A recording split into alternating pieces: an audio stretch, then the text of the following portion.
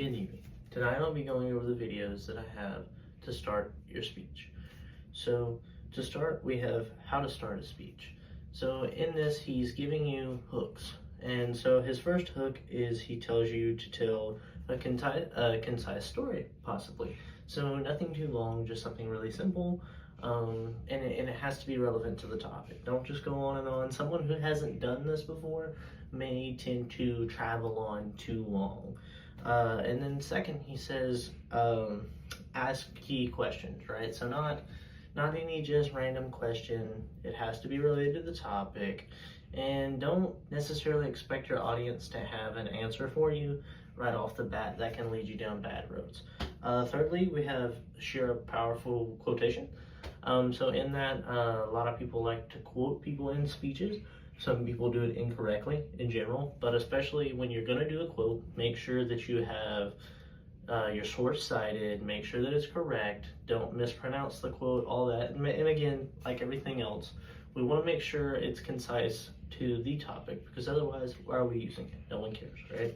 So then we're going to go on to number 4, and so open with a surprising statistic, data, something. Don't just put something back here in the background, right, that doesn't have any meaning. But you know, the reference that he uses is, a lot of people say that a lightning strike is 1 in a million, right? And so everybody's kind of heard that, so you don't really care. But then he was like, but what if you said 80% of fatalities from lightning strikes tend to be males? Now that's a little more interesting. Maybe the audience might catch on a little bit better, right? Then he goes on to the 5th one, and he says to use a visual illustration. An example of that being this dolphin, right? So if I'm talking about the ocean, I can use examples of the ocean, and therefore, you know, there you have it. So that would be our first video, and just as a reminder to myself, that was how to start a speech. So then from the other, I go to the very next one, and that was how to organize a speech presentation.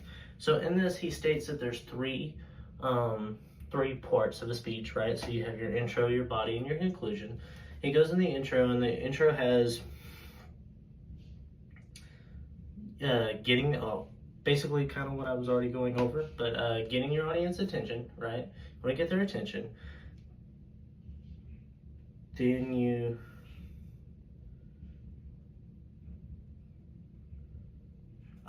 bring up the relevance of the topic, right? Then you state your credibility. Then you have your thesis at the bottom, right? Then you go into your body. So your body consists of 3 main points. You want to start with that first one, because when you're transitioning from your introduction, if you do not start with your first main point, then your audience is kind of all over the place, right? So we start with our first main point. Once you get to that main point, then you want to leave a slight pause, and you want to make a distinction that you're going to your next point. So you don't want to just keep babbling on. You might lose your audience, all that kind of stuff. We don't want that. We're going to go into each main point and have each individual 3 concise, smaller details about those main points, right? To make up your body. Your body's making up 85 to 90% of your speech. So you really want to make sure you hit on these things. And then finally, we have our conclusion. So when we go into our conclusion, it's just wrapping everything up. Something that I like to do, something that he likes to do, is kind of use a thesis statement at the end, or restate that thesis statement, kind of like an essay. And you wrap up your speech, you give thanks to your audience, and there you go. That would be how to organize a speech or presentation. The 3rd video is talking about body language. So, starters, I myself think I'm relatively good at this. I do command a room pretty well when I'm educated on the topic. I like to use my hands a lot. I get that from my dad. But I step around a lot, and so I try to keep my chest out to convey that I'm able to talk to you, that I'm not nervous. Now, I might move around a lot, but it's not out of a nervousness. It's kind of just a habit of just moving. A lot of people want to keep their hands in their pockets or hold them right here. You know, we don't want to do that. We don't want to do that at all. That's going to give us the misconception that the person is, 1, not educated on the topic, 2, fearful up there, right? So some people may not, you know, want to pay attention. And thirdly, you know, you lose everybody's attention. Let me grab my note cards again. And at the end of the day, you know, like you want to pause after your ideas, right? So I talk a lot with my hands, like I said. So I'm talking, I give you a statement. I typically stop. Or if I'm walking this way, I'm talking, I'll stop. It makes people understand that your idea is over with. So for me, that was body language for presentations. Coming to our fourth one, it's how to practice a speech or a presentation. So he starts off with practice from an outline. So that's what I'm doing right now. So my note cards in general or an outline, and that's how I'm practicing.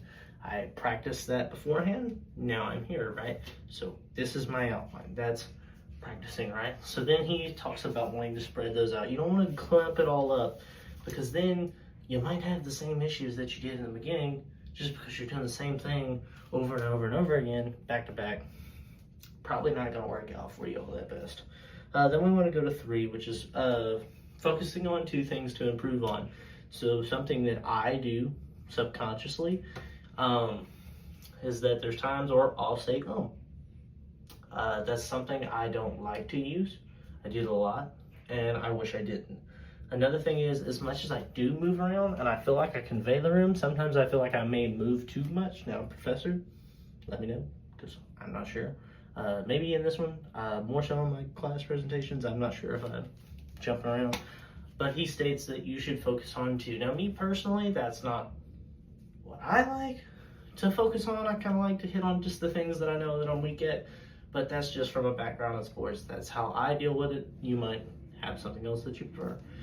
He goes on to 4, make practice realistic, right? So the other day we got out of class, or we were released from class to go study and talk about our introductions.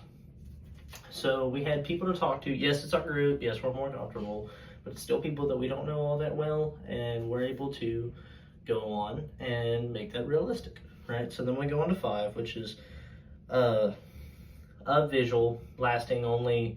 You want to visualize yourself in the first 30 seconds and the last 30 seconds. So in the first 30 seconds, right, you want to visualize how you're commanding the room, how you're talking, what you're going to say.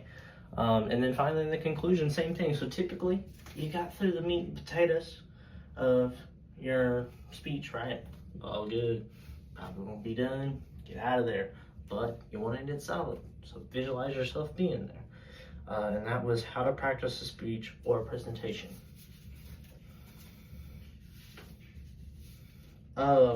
Then we did the video of how to practice a speech in 3 days out. Now my main point that I got out of this is just trying to cut stuff that you really don't think you need.